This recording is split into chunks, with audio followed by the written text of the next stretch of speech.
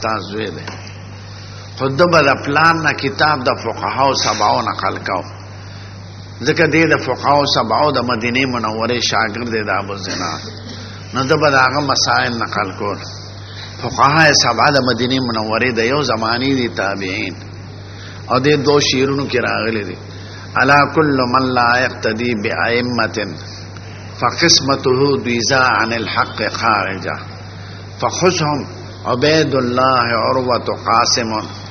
سعید ابو بکر سلیمان خارجه دو دنگ دی فقها دی سبا دا مدینه منور او دی شارحین لکی و کتاب الحیات الحیوان کم لکی چه دا اونو منا سڑیو لکی پا کاغذ و پا غنمو کی دی اغی کی دا غن کی گی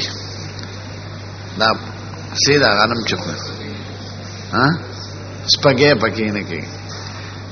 او دا چولی کی کنا او چا نیم سیری وی پاگه طرف زوران که نیم سیری پی نراسی نا حیات الحیوان کی لکی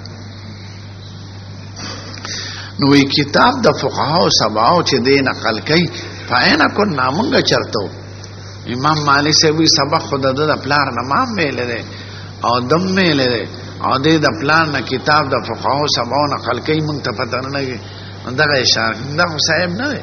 ٹک تزوی تا بے خودلی تا تا خودلی رحمان ازوی دے